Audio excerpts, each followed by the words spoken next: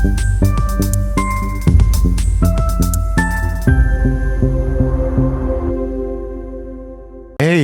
it's good to welcome you guys to another episode of The Basin with Boss and EJ. So obviously my name is Boss Obayomi and this is my wife. EJ Obayomi. We Absolutely. never said our last name before. Yeah. That's odd. Yeah, no, we never shared our last name. This is our podcast sharing our last name. First time sharing our But now you know it's a top secret. We've been hiding, we've been trying to hide it from people so they don't go ahead and start Googling us. Like all these people. But anyway, we're excited to have you guys. Wherever you are, wherever you're listening to us, we're excited about just being able to do this because we enjoy it. We enjoy sharing and just getting to wherever is on our heart, and the topics that we've been talking about are real life topics. So it's great. It's great to be back. It's great to be back. All right. So excited about today. We're gonna have an amazing topic to talk about. But what we've do you been want to talk doing a about? series on relationship. What series are we entering right now? So we've talked about relationship, obviously, because we're a married couple, and we've gone through all phases, boyfriend and girlfriend and friends, and now the topic is really going to be on friendship. Friendships. It's an aspect of relationship, but it's not like romantic. Yeah, it's not. There's no romance. And all that. Yeah, so this is very platonic. Yeah, this is not even platonic. There's just friendship overall. We're gonna focus on friendship, and it's gonna be great. So all that to kick off our friendship topic was there's something I shared with you about. There was something I heard about the kind of people that you have in your life. Okay. There are three kind of people, and I would love to hear from you guys too that listen to us. So there are three kind of people that you have in your life, and you need to know where people are placed and what kind of role that they play. Yeah. So you have a confidant. Okay. A confidant is somebody that you can confide in, right? Confidant is the word confide. Yeah. So this network of people are very small in numbers. There are not a lot of people who should be your confidant. Sometimes your besties becomes your confidant. That means that they know the depth of who you are, and they go through life with you. You have that depth of relationship. And the second group of people are what we call the comrades. The comrades, basically, they're things that make you guys align. You become friends because you go to the same school. You're basically on the same trajectory. You go to medical school, they're in medical school. That connects you guys together. Yeah. So because you have things that really bring you guys together, you have a common goal, but they're not your comrades. You just have a mission, and sometimes there's a time that friendship. They're not your confidant. They're not your confidant. Okay. There's a time to that relationship. Sometimes and then the last group of people that I do think a lot of people will grow to understand is constituents. And a lot this constituent, it's the term that is used mostly in a political way, where you're there to serve the people and the masses, but that also applies in our lives as well. So when you're in a place where you're serving, you're growing, you're a leader in your own right, there's going to be a lot of people that's going to be in your life that it's really more of what they're going to get from you. So constituents is really more of like you're there to serve them, and they are there because they're looking what's in it for me. So if you're leading a business, a lot of your employees are not your confidant, they're not your comrades, they're your constituents. If you're a pastor, majority of your members are there and say, what's in it for me, pastor? When things go down, they're out. That's right, true. They're not your confidant. They're not sold out. They will be sold out to you. They are. I won't say they're not sold out to you, but you have to understand that they're coming from a place of what you have in your hands, and they're attached to what you have. Not you, not the core of you as an individual, but in terms of what you render and what you provide to them. And that could be emotional, that could be spiritual, that could be substantial, that could be something you produce, or you have a business and you guide people. So those people are your constituents. So so why did that come? Why did we come about this? Is your confidant are very small. When people are saying, I have a lot of besties, you probably have a problem. Because there's no way you can have a lot of confidence around you. Because confident, you can. You can't be opening up the depths of who you are to so many people. Yeah, absolutely. You cannot. The core of who you are. Not everybody needs to know the depth of what's going on in your life. But you need a selected few. So confident are close friends, and these are relevant, people in the relationship. But there's also an aspect of mentors who are where you're confident, but more from a mentor place, because they're speaking into your life. You've given them the permission to speak to you. They don't have to be your best friend, but they're people you look up to, and they are sold out to you. But we're talking from a place of friendship now. Is identifying what is the purpose of friendship. Like we do young adult, like we're professionals. We have we do a lot of things. We speak into the life of young adult, and you realize that people want a lot of friends. Like personally, growing up, I've always wanted to have a huge group of friends. I've never understood that. I've not. No, it's not you. Never understood that. I've always desired. Like I used to reach out to a lot of my old people because I'm like checking on them, but it wasn't going both ways. It wasn't mutual. So at some point I was very disappointed and heartbroken, because I was like, I love people. I love this relationship. I always want to be those people that want like besties. But at some point you realize that look, for people to be your confidant, they're mutual. It has to be mutual. It has to be mutual. They have to care for you. Yeah. And you have to care for them. And there's a level of respect and boundaries. They will protect you. They will stand up for you. That's true. And thinking about how you said it, right? The confidant, the comrades, and the constituents. Yeah. I think what I'm hearing you say is that we need to assess our life and see who is what position. Yeah. Different people are. You need to know where people are placed, what roles are they impacting in your life. Yeah. And where you're in the phase of your life that you're in right now. And every friendship that you have, is it, are these people, is this a confidant? Is there a depth to it? Before you bring people into your life, you have to access, and confidant is not overnight. It's a test of time. So you know how I feel about friendships. Right? Yeah. I'm not one that believes in like best friends forever, or even take away the word best. I don't believe friendships are meant to last forever.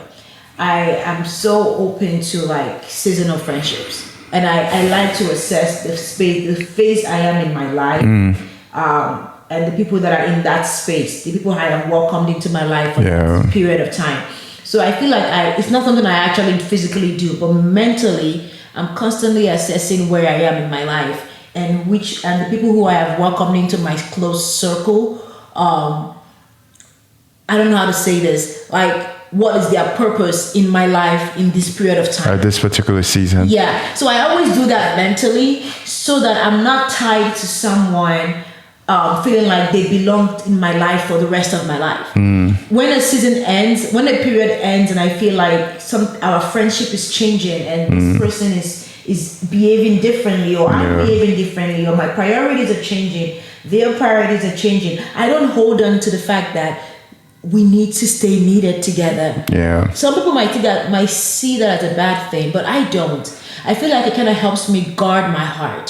So my question to you is, based on what you've said, comrade, constituent, and confidant, I guess because of the way I am wired, I don't like to have more than 5 friends. I mean, like at a particular time, right? At different times in my life, I feel like I don't have the capacity to handle more than 5 to 6, because when I call someone a friend, I don't throw that word friend around too much. I guess because based on how you explained it, I see friends as confidants, right?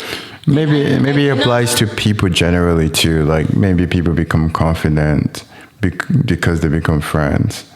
But again, you have to define what level of friendship you have with those people, because not everybody can be your confidant. People can be your friend. Not everyone can be my confidant. Yeah. That's why not everyone can be my friend, right? I can have acquaintances, right? I think I see acquaintances in the same way you see comrades and constituents. In my head, they are the same bucket.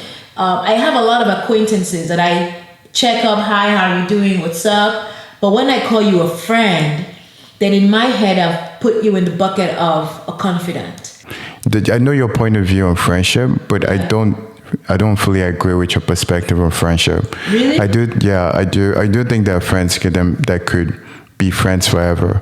I do think that I do believe that they're confident brothers, they're confident sisters. Yeah, there are people that you don't have to talk all the time, but there's some friendship that you've developed a depth even before you got married to your spouse. I agree. They played a crucial role in your life. I agree. But the only thing is, I do think where we go wrong is when it's not mutual. I think I've been at fault with that. There are people I've heard dear to my heart that I thought, this is a confident brother. This is a person that I would lay down, not forever, but I would go out of my way for this person. But the maturity level or the perspective on life is way far apart. Yeah. So sometimes you're seeing people as best friend, but they are just in for whatever they're gonna get. What's in it for me? What's in it for me? You saw them as confident, but they saw you as we were close. I told you, I mean, we had a depth of friendship, we had a depth of relationship. There were a lot of vulnerabilities with each other, but once they got what they wanted, and it almost felt like you have to have maturity to have confidence. But when you have people that their goal is just to go above you, to rise above you, or to do better than you, you got to be careful. That's why I said for people to be confident, it has to take some time for them to actually be considered as confident. Because most of the time, most people are coming into your life because they see you, they want to take something from you. And once they get it, they want to feel like they're better than you. And sometimes people are looking, they build a relationship because there's an admiration, there's also a jealousy aspect of it. So they want to rise above you. Even at work, like when you come in and people are like, boss the man, and there's something you do and they want to partake in it. You have to assess like what's this person looking for, and being able to put them in a place and say, okay, when rubber meets the road, this person is going to disappear. Yeah. But the social media piece is, I think that's extending it because there's a lot of falsehood when it comes to social media. There's a lot of appearance. It's kind of like we talking about when we were friends. The reason why I'm with you is your ability to be independent. You in terms of like you can be your own person, but you still have close friends. You can think for yourself. Well, before you too, I've had female friends, and one of my turn off with female friends is on social media. They're like, these are my besties. These are the girls. Yes, girls. And then the same people are talking to you, and they're talking bad about the other girls. I don't throw that word friends out very often. I don't call anybody my friend because it's a mental switch for me. If I call you my friend, I'm saying I can be vulnerable and open and deep with you. So the word friendship by itself is a very sacred word to you. For me, it is. It's not something you throw out. Like people would say, hey friend, which you send an email, but you're very careful who your friend is. I put people in buckets. Yeah. I don't put you in the friend bucket until I have seen you and I feel like you have shown yourself to be a friend to me, and I am willing to be a friend to you. Yeah. It's both sides. If you've not shown yourself to be a friend to me, and I am not willing to be a friend to you, I don't put you in that bucket. But the bucket I put a lot of people in is the acquaintance bucket. I feel like it helps me. So the comrades and constituents, they're just acquaintances. Because you can be a constituent today and tomorrow you become a comrade. Yeah. But I just put everyone in that bucket because the aspect of friendship, in my mind, what you talked about being forever, right? I feel like not all friends belong to the forever bucket. But as you are in that space of friendship, you begin to assess like, man, this person could be I don't know, let me put it this way. Out of my friends of 5 friends, one of them could be a lifelong brother, sisterhood. I even think even the confident part, there's a level to it now. I'm both confident. I use that word confident. Covenant sister, covenant brother. That becomes a bond. Yeah. It's not, it can't be 5 people. It can't be 6. But those lifetime is the people that you share the same goals. You're going the same direction. Mm-hmm. Your kids and your kids and their kids. And they're sent to lift you up. They're sent to lift you up. and it's forever. I do think that does happen. Yeah. But the part I was trying to hit on is not all your friends are meant to be forever. And when a friendship is meant to end, allow it end. I've seen too many stories of friendship that I held on for too long, and now these friends become worst enemies because they held on to each other longer than they needed to. Because a friend is meant to be for a period of time, and when you start drifting apart, allow it drift. It's okay to drift apart. I do understand that. I know you're very strict on people you bring in. I think that's something I've gotten from you in terms of, like my personality is a very caring, loving person, which I love people. I don't invite people in, and I have an open book policy. But the aspect of also, as you have an open door, not open book, open door policy, you definitely want to vet the people you're bringing in. Absolutely. Guard your heart. And guard your heart. Guard yourself. Yeah. Guard yourself. And unfortunately, that's just the reality of the nature of the world we live in. Many people have been broken by absolute people that they think they're there for them. Yeah. And they've been disappointed.